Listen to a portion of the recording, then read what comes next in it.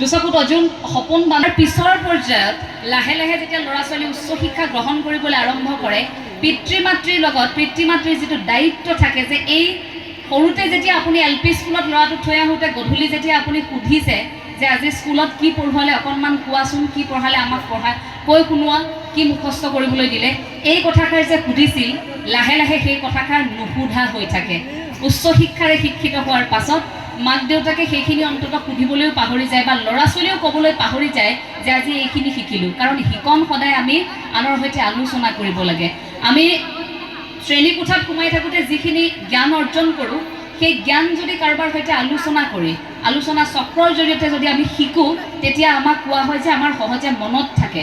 এইটো মনোবিজ্ঞানৰ ছাত্ৰী হিচাপে কৈছোঁ যে যিকোনো এটা দিশ যদি শিক্ষাগুৰুসকলে পঢ়াই থাকে তেতিয়া যদি তোমালোকৰ মনত নাথাকে, কিন্তু তোমালোকে যদি লগৰ এগৰাকীৰ সৈতে যদি বিষয়টো আলোচনা কৰা, ধৰি লোৱা তুমি গণিতত বেয়া নম্বৰ পাইছা, গণিতত আটাইতকৈ বেছি নম্বৰ পোৱা ছাত্ৰগৰাকীৰ সৈতে তোমালোকে অকণমান সময় নিৰলে বহি কথা পাতা যে আমি নোৱাৰা এই উত্তৰটো তুমি কেনেকৈ কৰিলা, আমাক অকণমান শিকাই দিয়াচোন। সেই ছাত্ৰগৰাকীয়ে তোমালোকক যেনেকৈ শিকাই দিব সেই কথাখিনি তোমালোকৰ সহজে মনত থাকিব।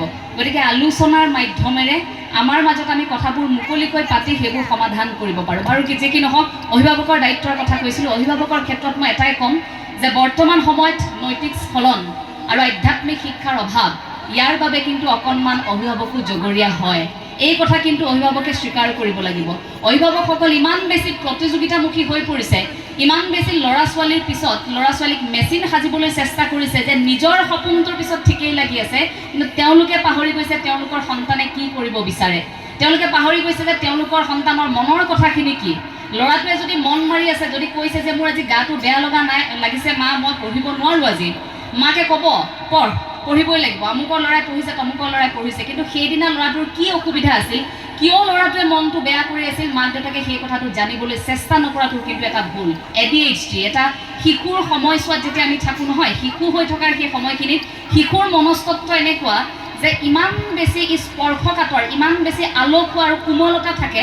সেই মনস্তত্বক যদি আপুনি বুজিবলৈ চেষ্টা নকৰে, তাত যদি অকণমান ক'ৰবাত খুঁত কেতিয়াবা দাগ থাকি যায়, ভৱিষ্যতে সি যথেষ্ট সমস্যাৰ সৃষ্টি কৰে। সেই শিশুৱে সৰুতে যদি পিতৃ মাতৃৰ আগত কথা ক'ব পৰা নাই, সেই শিশুৱে কিন্তু ডাঙৰ হৈ সেই কথাখিনি ক'বলৈ ভয় কৰিব।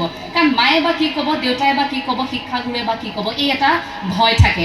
গতিকে শিক্ষাগুৰুসকলৰ সমান্তৰালকৈ মই অভিভাৱকসকলক এই কথাটো আহ্বান জনাম যে আধ্যাত্মিক শিক্ষাৰ আধ্যাত্মিক এটা চেতনা আপোনালোকৰ সন্তানক দিবলৈ চেষ্টা কৰক। আমি গুৰুজনাৰ নীতি আদৰ্শৰে পৰিচালিত হোৱা বৰ অসমৰ প্ৰতিগৰাকী অসমীয়া, আমি যে বাৰে বাৰে নিজকে অসমীয়া বুলি কৈ থাকোঁ, এই গুৰুজনাৰ নীতি আদৰ্শ ধৰি ৰখাৰ ক্ষেত্ৰত আমি প্ৰতিগৰাকী আচলতে কিমান সচেতন। আমি জাতীয়তাবাদৰ কথা কওঁ, আমি আধ্যাত্মিকতাৰ কথা কওঁ, কিন্তু কোনটো দিশেৰে আমি জড়িত হৈ পৰিছোঁ লাহে লাহে। এবাৰ নিজক প্ৰশ্ন কৰিবচোন সকলোৱে। দুখ লাগে তেতিয়া যে গুৰুজনা আজি এই পবিত্ৰ ভূমিতে, যি ঠাইত তেওঁৰ জন্ম, সেই ভূমিতে আজি অৱহেলিত। আজি নতুন প্ৰজন্মক আকৌ ক'বলগীয়া হয় নামঘৰলৈ যাবলৈ, নতুন প্ৰজন্মক আজি ক'বলগীয়া হয় গুৰু জয়ন্তীৰ বিষয়ে, ক'বলগীয়া হয় আজি জগতগুৰু শ্ৰীমন্ত শংকৰদেৱ গুৰুজনাৰ তিৰুভাৱ তিথি, এইবোৰৰ বিষয়ে জনাবলগীয়া হয় বা তেওঁলোকক জোৰ কৰি নামঘৰলৈ নিবলগীয়া হয়। এই পৰিৱেশ পৰিস্থিতিটো আহিল কিয়? যদি বাৰ্থডে পাৰ্টি এটাত আপোনাৰ সন্তানক যদি জোৰ কৰি পঠিয়াবলগীয়া নহয়, যদি আপোনাৰ সন্তানক বিহুৰ ফাংচন চাবলৈ ৰাতি 2 বজালৈকে আপুনি যাবলৈ অনুমতি দিব পাৰে, তেন্তে সেই সন্তানক আপুনি বৰগীত এটা কৰ্মশালা কিয় দিব নোৱাৰে মোক কওকচোন।